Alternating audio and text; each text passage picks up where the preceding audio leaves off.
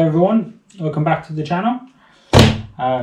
Just currently prepping some materials and kit for a job we've got next week, and I thought it'd be a good time to come in and actually talk about fuse boards and the prices we charge and what they cost in general in the industry for a certain spec. So this here is sort of our go-to brand and also the specification we fit. So what we do is we always fit a thing called surge protection devices as standard, which protect your property against over voltage, so it protects all your voltage sensitive stuff in the property. And this is called RCBO board, which basically what it means is every individual circuit breaker has its own built-in RCD module.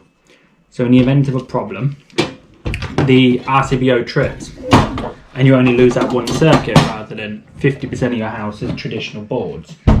Now, the main reason we fit these as standard is because it's a lot safer and more practical when connecting into an existing property. So the rest of the electrics in the property are probably 30 years old. So we have no idea what faults are going to develop.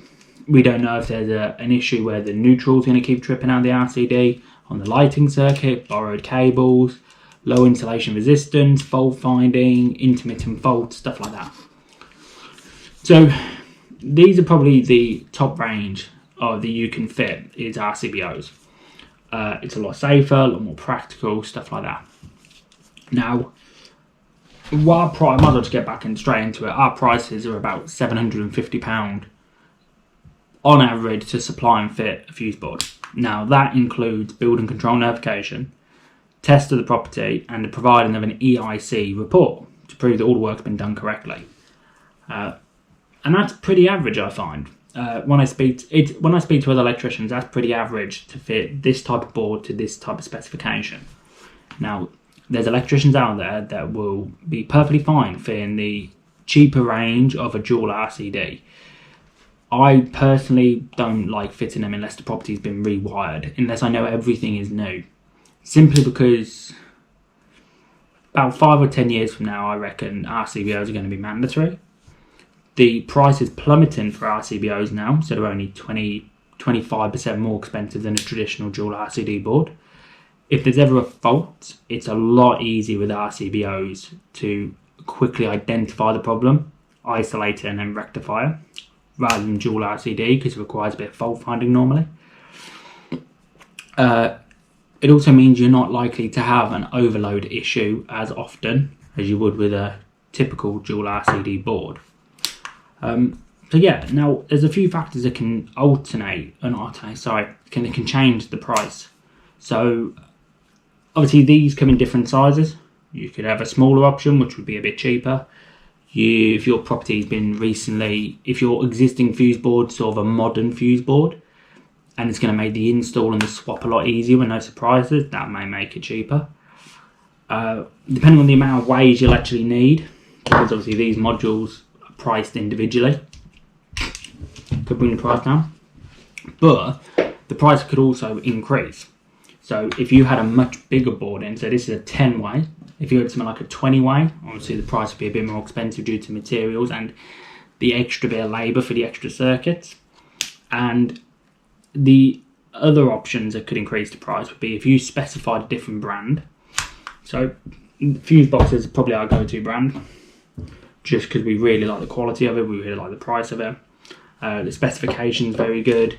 But then you've got something like this, which is a Hager, which in the industry is seen as a bit more expensive. I can neither confirm nor deny the better quality, but this is like a go-to industry favourite. So if you chose to specify that, then yeah, it'd be a bit more expensive. You can also go for an option called AFDDs, which are recommended in certain premises and on certain circuits, and probably within 5 or 10 years will become mandatory for houses as well. And they are quite expensive. What they are is they're arc fault detection devices, and they're like a very, very a very, very extreme version of an RCD.